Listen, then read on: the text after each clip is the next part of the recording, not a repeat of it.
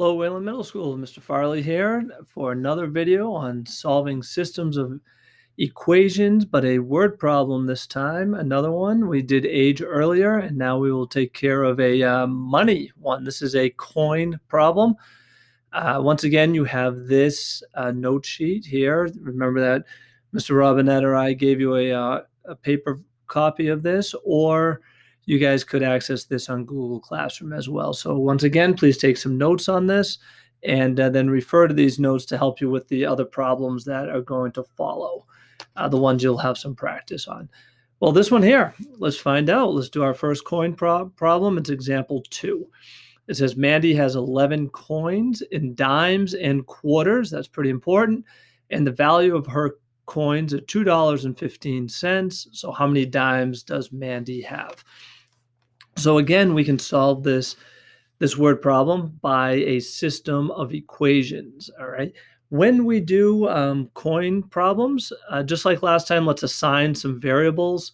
We have the variable D will represent the number of dimes that we have, and Q will equal the number of quarters, all right? So when we write our system, Mr. Robinette and I like to talk about two different types of equations. One is going to give you the total number of coins. Now, the total number of coins has nothing to do with the value of the coins. It's just the number of coins. And if you think about it, if there are 11 coins in total, that's what the word problem told us, 11 coins in total, dimes and quarters, well, if you take the dimes or the number of dimes, you add that to the number of quarters, we know that there will be 11 coins total. So the first equation is just talking about the number of coins, The second equation that we write, I like to refer to that as the value equation. So that'll be the value of these dimes and the value of the quarters. So if you think about it, I know that every dime has a value of 10 cents for each dime, plus every quarter is 25 cents. We know that. And this time it's going to equal 215. Now, this is really important. To avoid decimals here, kids, I went to whole numbers, all right? So this is representing 10 cents, 25 cents, and this is talking about 215 cents. So keep that in mind, all right? Make sure if you wanted to, I guess you guys could write this as 0.1010 and 0.25Q. And then if you did that, you do 2.15. So you can work with decimals, or I think it's better without the decimals. I like to eliminate it right away.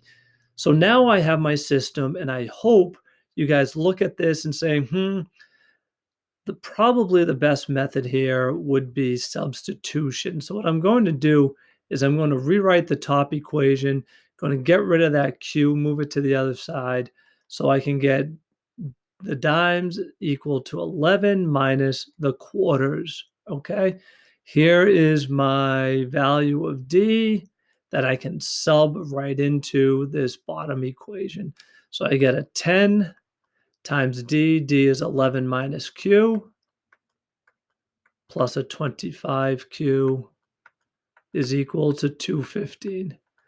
So now when I do this, all I need to do is distribute, gives me 110 minus 10Q plus 25Q is 215. When I combine like terms, I get 15Q, running out of space a little bit, but that's okay.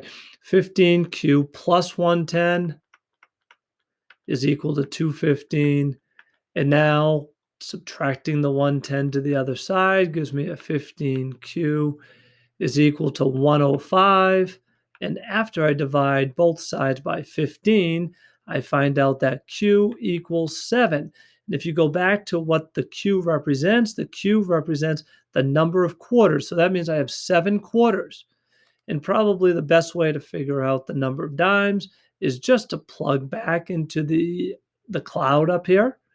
and that will help us find the number of dimes. So the Q becomes 7. 11 minus 7 is 4, which tells me I have 4 dimes, and I have 7 quarters. We could check this to make sure it works. 7 quarters plus 4 dimes gives me the 11 total coins that I wanted. And we know that 4 dimes, 40 cents, 7 quarters is $1.75.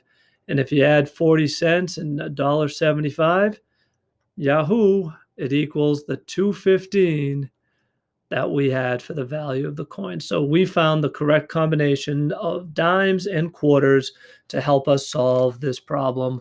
So hopefully this here, kids, you wrote this down. You now can try the second one right down here about Vic, who has nickels and quarters. It's almost the exact same problem, just with different value of coins here. So keep that in mind. Use this as reference. Please make sure you have that written down as notes, and then you should have plenty of success moving forward. So as usual, if you have any questions, please seek out Mr. Robinette or myself, and we will get back to you really quickly, and hope you enjoy the video. Take care.